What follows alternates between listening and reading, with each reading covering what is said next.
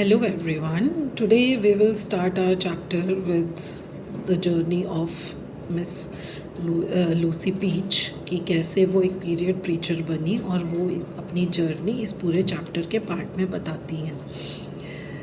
वो ये कहती हैं कि उनका जन्म 1980s में हुआ जब immense change was happening for the women in her country and she belongs to Western Australia of course.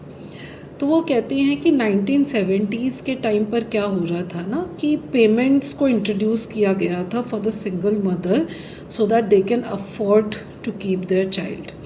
ये एक्शन डिस्क्रिमिनेशन के अगेंस्ट लिया गया था और एक लेजिस्लेचर पास किया गया to ensure the pay equity and restrictions were lifted on the sale of contraceptions and funding was allocated for women refuge and health centres.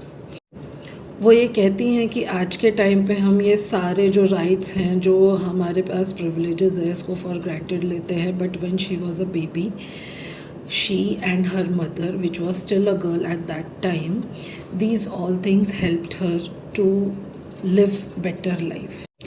तो वो ये कहती हैं कि in order to make her mother feel happy on her birthday, तो जब भी उनकी मदर का कॉल आता है तो वो यही कहती हैं कि thank you for having me mum, and she really means it because she can imagine कि उनकी मदर जब 17 ईयर्स की थी, she had her, she was determined, brave and surrounded by sisterhood and she was pregnant with her. Lucy अपने बचपन के दिनों की बात बताती हैं जब वो 12 साल की थी और उनका लास्ट डे था प्राइमरी स्कूल का, और उन्होंने फ़र्स्ट टाइम जीन्स खरीदी थी और वो एयरपोर्ट जा रही थी बिकॉज़ उनको अपने फादर से मिलना था who used to live in London.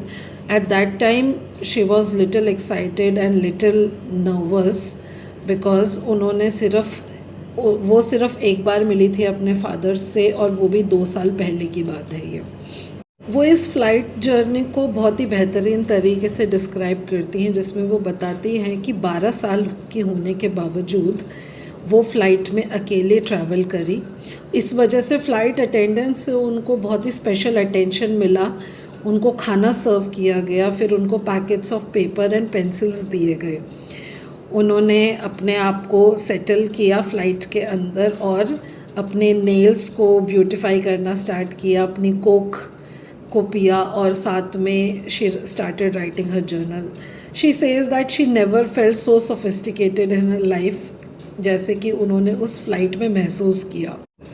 वो बताती हैं कि before landing to London, Malaysia में उनका स्टॉप ओवर था और जिसमें वो थोड़ी देर के लिए वॉशरूम यूज़ करने गई थी, and there she discovered that she got her first period.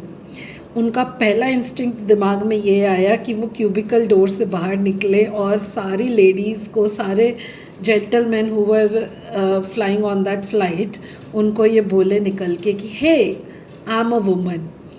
And at very least she wanted कि अब वो फ़्लाइट अटेंडेंट से बोले कि अरे अब मुझे स्पेशल असिस्टेंस की ज़रूरत नहीं है because I am a woman now. मैं पर्सनली उनकी जर्नी से, उनके एक्सपीरियंस से अपने आप को एसोसिएट नहीं कर पाती the way she had her first experience Lucy Peach, but what she talks about कि when she got out of the washroom she had her head high and her shoulders were relaxed, और वो वापस आई, अपने seat पर बैठी, जो भी वो शो देख रही थी उसको कंटिन्यूअसली उन्होंने देखा, एंड उनके मन में एक ही बात चल रही थी कि आई am a woman, I am an actual woman now, this must be how it feels just like this. ये सारे जो इंटरनल थॉट्स हैं उनके दिमाग में चल रहे थे उस टाइम पर। उन्होंने अपने एक्सपीरियंस को एक नेटिव अमेरिकन प्रोवर्ब के साथ एसोसिएट करना चाहा, जो वो प्रोवर्ब ऐसी है कि at her first bleeding a woman meets her power, during her bleeding years she practises it, at menopause she becomes it. वो कंटिन्यू करती हैं by saying that on that flight 30,000 feet above the ground she met her par, but gradually उनका भी हाल वैसा ही हुआ जो हम जैसा होता है. जैसे it reduce to the certain facts कि कब I am having my period, कब I am not having my period, also when I am late.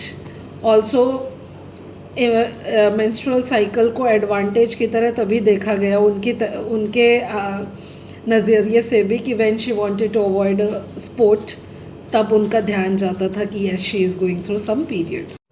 वो ये कहती हैं, जब ये सारे क्वेश्चन मेरे दिमाग में अराउज हो रहे हैं कि जो फैक्ट्स मैंने एसोसिएट कर लिए हैं अपने पीरियड साइकिल के साथ, तो ये जो नेटिव अमेरिकन्स हैं ये किस पावर की बात कर रहे हैं. तो वो ये कहती हैं कि after her 180 periods she understood what the power they were talking about. वो कंटिन्यू करती हैं बाय सेइंग दैट कि after 15 years of her first period, जब वो as a sexual health educator की तरह काम कर रही थी at a family planning firm, उन्होंने पहली बार तब नेम्स, सिम्टम्स जो भी होते हैं एक सेक्सुअली ट्रांसमिटेड इन्फेक्शन के, उसको याद किया. She also learned about all this while talking to little kids about puberty, to 14-year-olds about contraception and enthusiastic consent. She also spoke with refugee women, boys in prisons, girls with intellectual disabilities, youth workers, health workers, and parents. All these things gave her the opportunity to create moments of empowerment, openness, and positivity. She eventually learned that ki whatever question she have regarding her body, she can ask plenty of people. She also started learning the joy of requesting the results of her pap smear, which can be delivered to her home address. She continues by saying that by sharing that she spent a lot of time in largest sexual health library in Southern Hemisphere, and she loved every part of it. वो ये बोलती हैं कि she felt so lucky that she was getting paid to read all about this. तो she also saying that she was not only getting educated but empowered, ठीक है, and it also informed her how to parent, how she was parented, and how to take care of about herself, how she can conduct herself in any relationship and in the world of course. तो वो ये कहती है कि जब भी वो ये इन्फॉर्मेशन, ये तरह की किताबें घर में पढ़ा करती थी, तो उनका जो बेटा, छोटा बेटा, उनको आके हक करके he used to snuggle up with her and look at the pictures. और उसके फेवरेट बेड टाइम स्टोरीज़ जो होती थी वो प्रेगनेंसी मैनुअल्स होती थी. तो जो भी वो सवाल उस टाइम पे पूछता था, तो इनका यही तरीका था कि she used to answer him honestly. She shares that she had different bags in the back seat of her car for different school education sessions, filled with banana penis models, condoms, and STIs as a soft toy. Every morning at work, she would learn things she didn't know. वो ये बात भी बताती हैं कि she read a cover of the book The Optimized Woman by Miranda Gray, और वो हमेशा उसको उठाकर उसको पढ़ना वहीं पर ही स्टार्ट करती थी. और that was the moment which brought her to the real life, and she understood that life is not linear. She is not linear, and sometimes she felt frustrated, overwhelmed, inadequate, like she was completely nailing life one minute and then having the rug pulled out under her the neck. उन्हें धीरे धीरे ये बात समझ में आई कि as a women या एज अ ह्यूमन हमको वही बायोलॉजी सिखाई जाती है which is pertaining to biology of man, which is same every day. And as a woman हमारी बायोलॉजी सेम नहीं रहती है. We don't perform in linear sense. So इसीलिए since our biology is different, it keeps changing, तो it's very important for us to talk about. वो ये कहती हैं कि she wanted to scream about it because इतना वक्त लगा उनको ये रियलाइज़ करने में कि her feelings was just not her hormones, because बहुत बार उन्होंने क्या किया कि अपने फीलिंग्स को डिसमिस किया by just saying that it was her hormones.